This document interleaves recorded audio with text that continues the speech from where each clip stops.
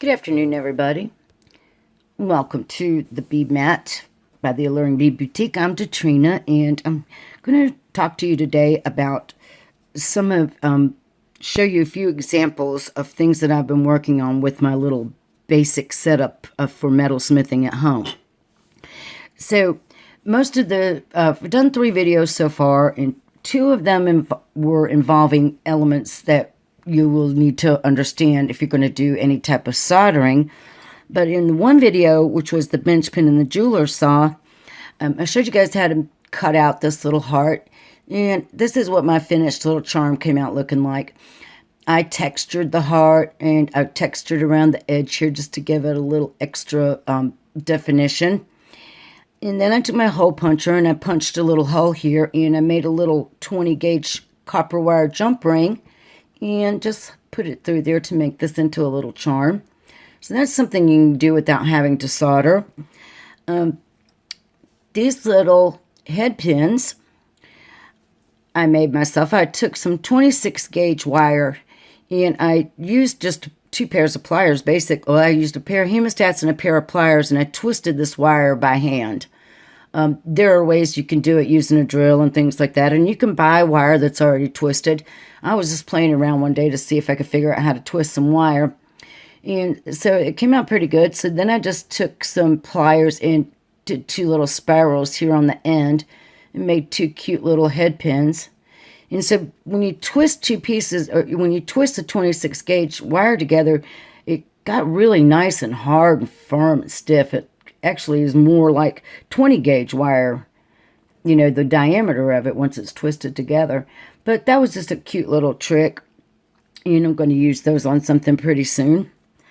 Then I was playing with a disc cutter. I got myself a disc cutter, and the first one I got was not very big. The holes in it weren't very big, but the biggest section on the disc cutter I used to make these 2 little discs that you see here on these earrings. And then I just used my shears and I cut around the outside edge of the piece of sheet metal that I had punched these discs out of, and I made these 2 little washer looking pieces.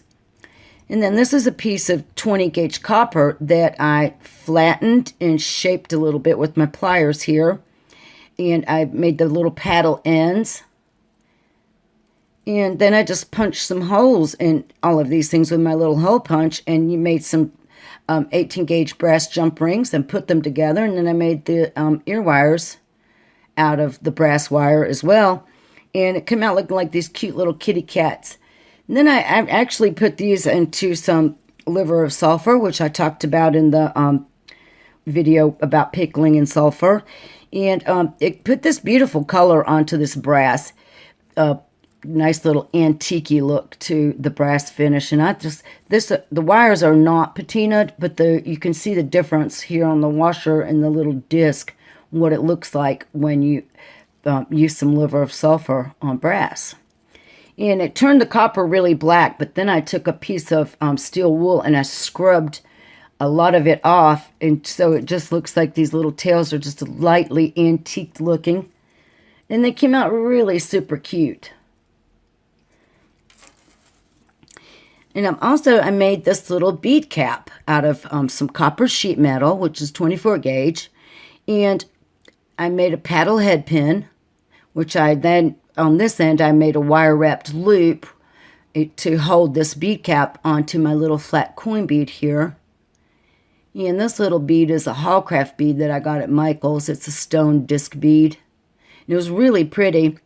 But when I was trying to polish on my bead cap a little bit and shine it up, I'd made a few little marks on my stone. And so what I did to correct that was I took some wet dry sandpaper in a really fine grit, like a 1500 grit, and I run it under water, and I polished the stone back up using that sandpaper, and then I put some liquid acrylic over the copper and over the stone.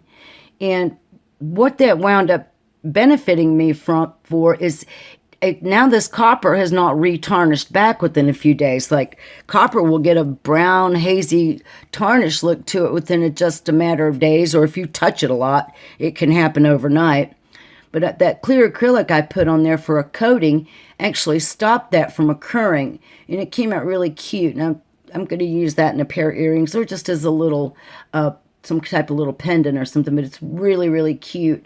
I can't show you guys how to make this because this is actually someone else's pattern out of one of my books that I bought recently. But it's really adorable. And it's all cold connections. There's no soldering at all on that. And then on this cute little earring, this is just like, I had some scraps laying around and I started just playing around with it. So basically I made this little fancy ear wire, and I've got a video here on YouTube that shows you how to make that. And all I did was I made a little wire wrapped loop oval component here out of some brass wire. And it was just a scrap piece, and it was really stiff, so it doesn't look perfectly great or anything, but I decorated it up before I put it on this ear wire. I've got a really tiny little copper jump ring there. And I just took some little scraps of metal I had laying here, and I made 3 little tiny charms with wire wrapped loops on the top of them, and then I hung them on that cute little jump ring. And well, I just knocked 2 of them off, but whatever. Anyhow, I hung them on this earring. And then I made that cute little coil out of some 26 gauge copper and just ran it over the earring. I was just playing around with things that you can do with cold connections. My jump ring must have a little gap in it because that's why my little swirl came off. And then this weird little twisted piece of wire that just looks really cute like that. So obviously there's a gap in this little tiny jump ring because my charms came right off. But like I said, it's just one. I don't have a match or anything. I was just actually playing around with the concept with that. But that's all things that you can do, cold connection, and you don't have to have soldering equipment for either.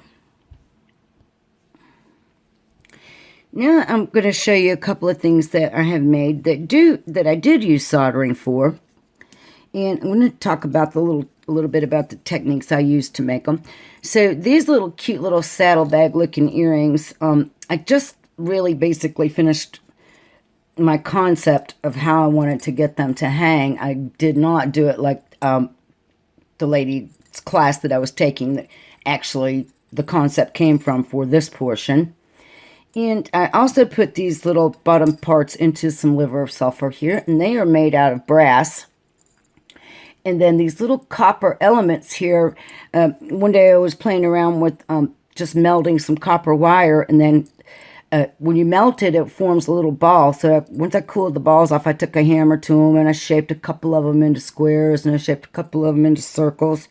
And I soldered those onto these brass plates.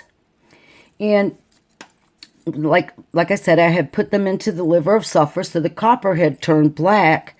So I came in and I just barely scratched the black off of the top parts, but I left the part of the liver of sulfur patina around the outside edge there for a little bit of contrast.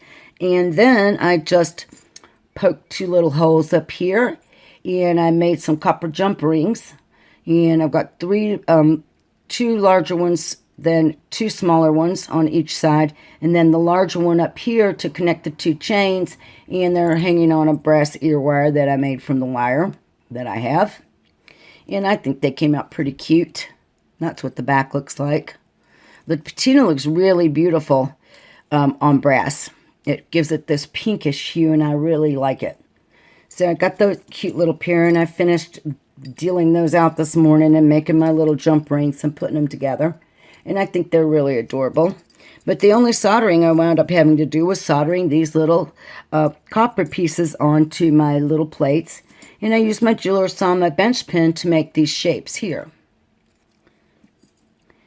And then some other earrings that I've worked on. First I made these little ball head pins with my torch. And then I shaped them into ear wires. And then for the earring, like this is what it looks like all put together here. I took an oval mandrel, and I made some oval wire shapes with out of my copper.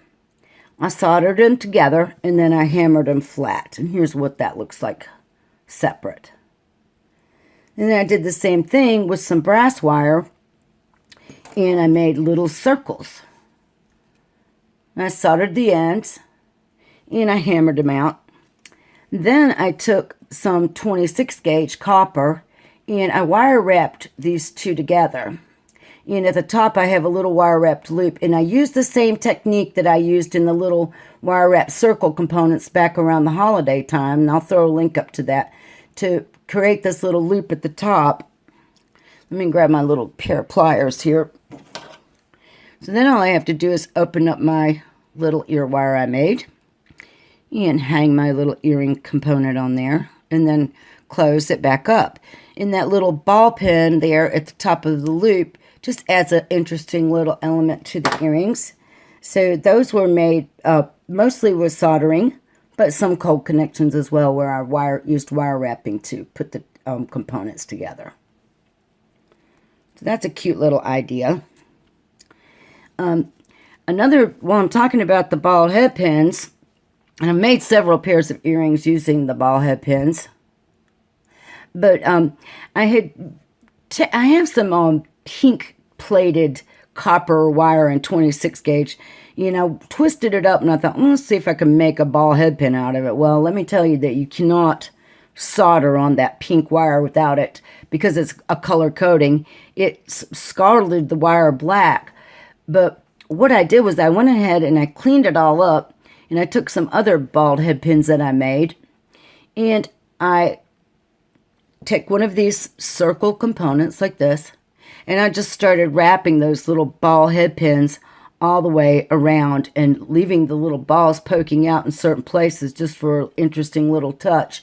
And then here at the top I made another little wire wrapped loop using that same technique from the other video that I was just talking about, that I used on these little earrings here, where you wrapped up to a point, you make your wire wrapped loop, then you come back down and continue wrapping on this side. And that's just a really cute little pendant, and I think it's very interesting. I used like 4 different colors of ball head pins and just twisted them around that little component, and I think it came out super cute. I really like it. But along the same lines, I made this little component. So all I did was I made a circle with some copper wire, soldered it together, and then I hammered it flat like that. And then I made a jump ring out of some, I think I used bronze wire for this jump ring, and I soldered it closed, and then I soldered the jump ring to the top of the copper ring.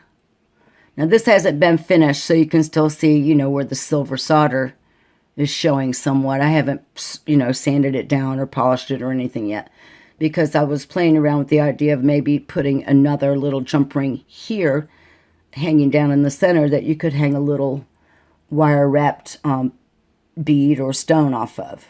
But that's just a little concept idea of something that you can do. And then a couple of other things that I made recently is I made this little pendant, and this is a marcasite teardrop that I ordered.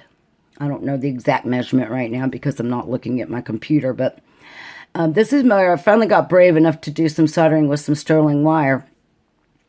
So what I did was I took my heavier gauge sterling wire and I formed this little teardrop shape, slightly smaller than the stone. And then I used some sterling square wire that I have in 20 gauge, and I cut my 4 little pieces for my prongs and soldered those onto this wire, and I soldered a sterling jump ring here. I soldered the jump ring closed first, and then I soldered it to the top of my little pear shape. And then I really struggled with bending these prongs over, but I finally got it done, and then you snip off and trim. But I think it came out pretty good for my first one, and I'm really happy with that. But that's my little sterling doodad that I made. And then I might have shown you this before, where I did a bezel setting out of copper for this. I think this is the jade stone. I can't remember right off the top of my head what this is. Anyhow, it was just a cabochon that I ordered. And that's one of the very first projects that I tried to play around with. But what I wanted to talk about was I had marred the top of this stone up as well too. But once again, I used that wet dry sandpaper and a little bit of water, and I really got in there, and I've was able to clean up the surface of that stone really, really well. And so I took that same acrylic shine and put it onto this as well, and it really made the stone was kind of matte looking, and I didn't really like the way it looked. I was almost tempted to cut it apart until I tried that clear acrylic coating on there, and look how beautiful that looks. I haven't really figured out what I'm going to do with this thing yet, but at least I've gotten this far with it. And I've been learning to use my Dremel tool in all my accessories and my flex shaft and everything to finish metals and clean up the edges and things like that. So that's just something else that I tweedled around with. And then this was just a piece of scrap that I had laying around where I had tried to solder it. I made a mistake, and there's a bunch of silver solder on the sides inside there. So all I did was shape it into this cute little heart. And then you could punch a hole here or just use a jump ring to make a charm out of that. But that is a piece of just soldered bezel wire. You can actually see the seam right there because I haven't really polished it up either. But it's shaped up pretty cute. But this is a good example of how that copper tarnishes really fast and starts looking, you know, like it's got some age on it just in no time flat without that acrylic coating on it. There's the difference in what those coppers look like. And then this is just some rings that I have laying around. It's just stuff that I soldered together and shaped and hammered and just left laying around. All right, so I also had a great project that I did for my daughter where I took one of these Amazonite half-drilled stone beads, and I used gold-filled wire and sheet metal, and I made her a beautiful little ball ring. And I can't really show it to you. I'll put it as the picture for the thumbnail for this video so you can see what it came out looking like. But I actually had an extra, you had to order 2 stones to get the half drilled. And I had to wait a little bit for those to get here because they came from overseas. But I've taken some bronze wire here, and I've got the parts laid out that I'll need to recreate the ring that I made for my daughter. So this is not soldered together yet, but this is a piece of 16 gauge bronze wire.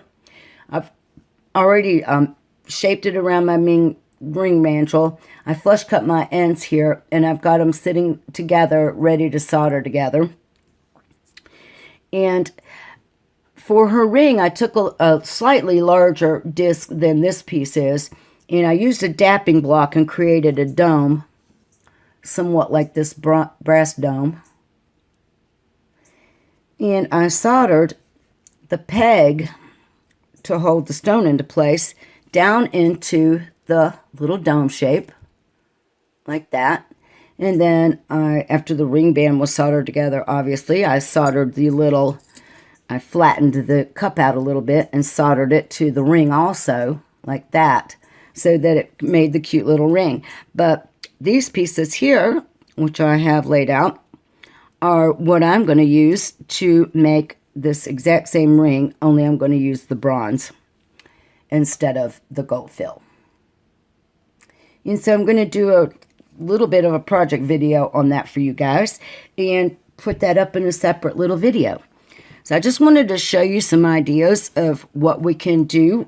We're starting to do metal smithing at home. And this is about as long as I wanted to make this cute little video.